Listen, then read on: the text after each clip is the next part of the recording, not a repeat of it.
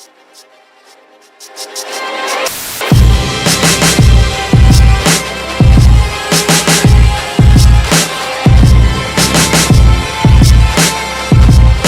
didn't write down these topics. Let's get this back up. Oh wait, I can do it from here.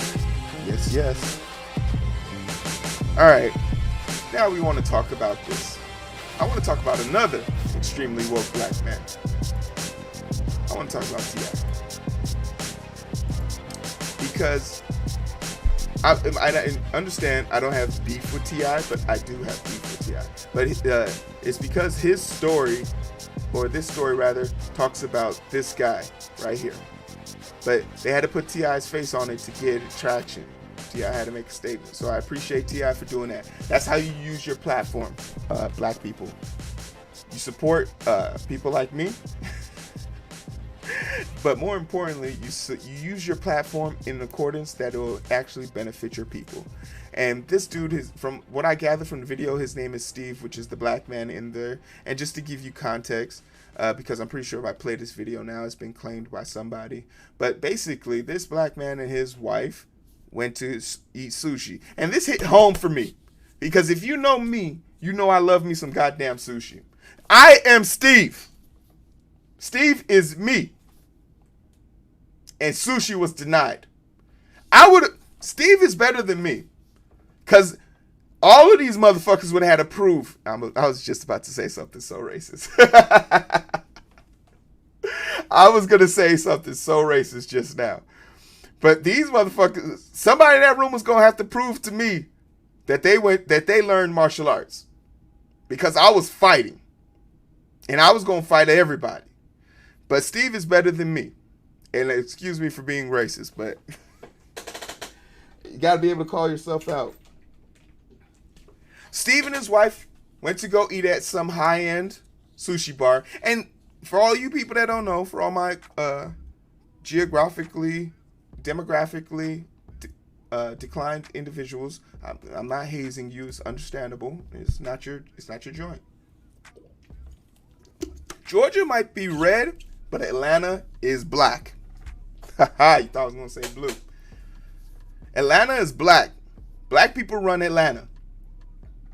You can't go to Atlanta treating black people funny. It's like going to D.C. or Maryland and going to Laurel or Burtonsville and talking to black people any type of way. It doesn't fly because that's a black-owned area. Those are black-owned areas. The richest black people live in those areas. You're talking about princes and queens and kings living in these estates. I know because I live down the street from their ass. So you got to come with respect. So it was super and you know the thing that, and this is the thing that you got to really focus on when dealing with the story. During a pandemic where places are begging people to come to their establishments to spend money. Risk your health to come eat at our place. Please do it.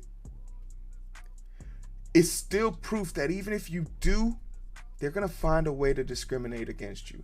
A pandemic and you having the balls to step outside and risk your life to spend your money is still not enough for them to treat you fair, to give you the benefit of the doubt. They won't let you have it. And that's something that Steve and his wife learned. Doesn't matter what color your money is, you're still black. And that's first, and this is like this is that proof that you know, hey, we got one person on YouTube. Yay. This is further proof that you know they don't care. They'll come for you. And you gotta be prepared for that. You gotta be prepared for that. So Steve and his wife go there, and apparently they have a dress code, which is no gym shoes or no sneakers. And there's so much wrong with this. There's so much wrong with this because everyone knows, and I'm saying everybody, everyone who's black knows when there's a dress code, it's targeted at you. They want to find a way to discriminate. And I've had personal experiences with this. I have a whole video up on my page, and I got that person fired from both his jobs. That's the level of revenge in my blood. I laugh and love it. I laugh and I love it.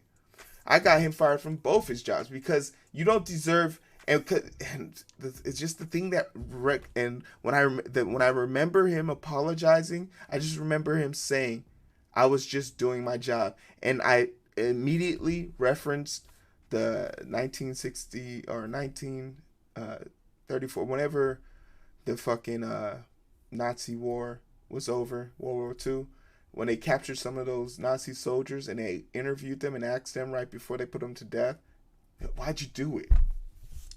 Their response, their overwhelming response, and a psychological rehash of this actually took place, is we were just following orders. When you enable people to do wicked things, they don't fall on their morals. A few will step out of line, but most people just go with the flow. And if it's not hurting them, they'll skewer you in a heartbeat. So Steve is asked to leave. He has a reservation and everything. He's asked to leave. And the worst part about it is if you look inside, it's not even packed. It's at 5:15.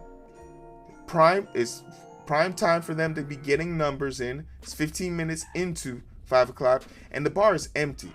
You could use Steve's fat ass in there. But your racism is preventing you from doing it. So Steve says no, he can't. They tell Steve, "Oh, sorry, we have a dress code policy. You can't leave." And you know what? Steve actually adheres to it. You know what? Okay, I have sneakers on. They show him the policy. It's not like they just made it up out of thin air. Steve is leaving. He's going to comply because that's not racist. That's not discriminatory. That's them enforcing their policy. But as Steve and his wife are leaving, they look over at the bar and they see, and Steve is wearing Air Force Ones, which are notoriously, prior to this new fuzz of skinny women wearing big shoes, Air Force Ones are normally worn by hood people. Like, it's a black owned shoe. It's like FUBU. It belongs to us. Like, you guys can wear it. Some people will look, like, if you see a white person wearing Air Force Ones, you kind of look at them funny, but it's okay. You won't lose your mind. But it's like seeing a Mexican person or a Japanese person wear FUBU is like, all right, maybe you just support the cause. We don't know, but we're not going to antagonize you for it. But kudos to you. Thanks for buying black. But it was one of those things where it's like, he looks over and he sees a lady wearing Adidas sneaker shoes. And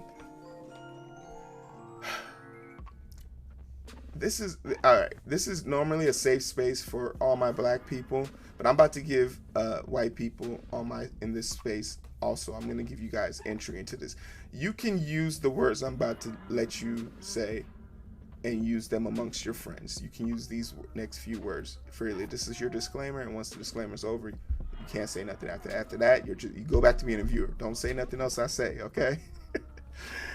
White people, my white brothers and sisters, I love y'all. Y'all know I fucks with y'all. Y'all know I fucks with y'all.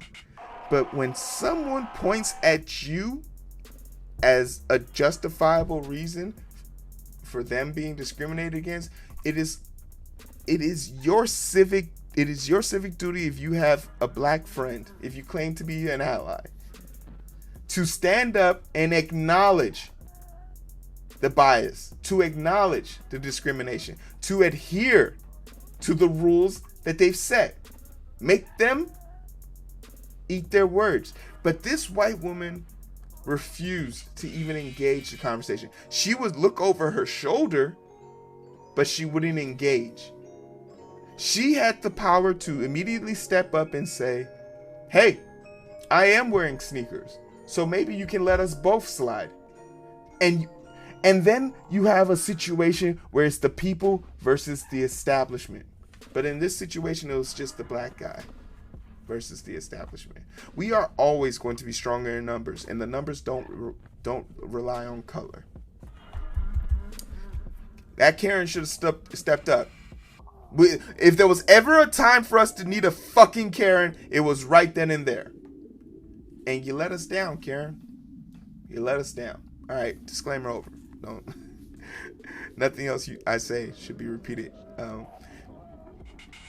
But okay. So it's established that there's a form of discrimination, a form of bias, and the thing about the management staff is they sort of surround Steve in an intimidating way. They take poses of like blocking Steve off like police do. They are imitating what they see on TV. A surround tactic and cornering him. It's super disgusting. But you know what? Steve is still like, he's upset, he's mad. He wants to talk to the police, he wants to file a complaint. But as he's leaving out now and he's talking to, like, I guess another manager, the owner of the establishment walks outside. And this is fucking remarkable to me. Because the owner walks out and he's wearing Jordans, which are also sneakers. The fucking hypocrisy. The fucking hypocrisy. He's wearing gym shoes and has the balls to then turn to Steve and say, I am wearing a better version of shoes. Almost to imply that, yeah, I can break the rules because I'm better than you.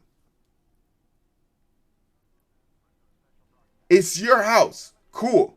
But you invited everybody here. And when you start picking and choosing who you want in your house, it's no longer about you. It's about what you stand for. And this is kind of fucked up. Because this is the illusion that they play. Because this guy was clearly some type of Middle Eastern individual. But it's clearly all Asian on the inside. So it's a shield. And Steve got a little physical with him. And I'm okay with that, to be honest. Because as a black person, being constantly disrespected is going to make you aggressive.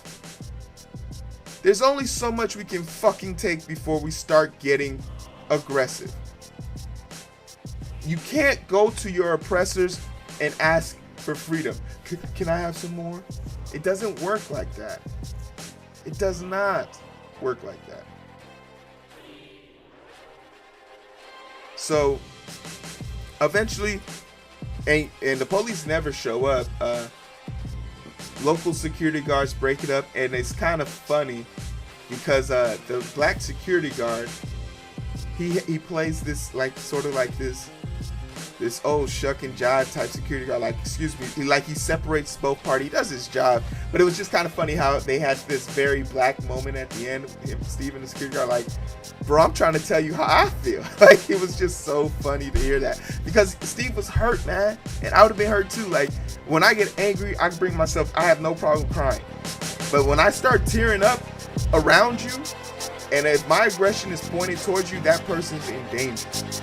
You are in danger.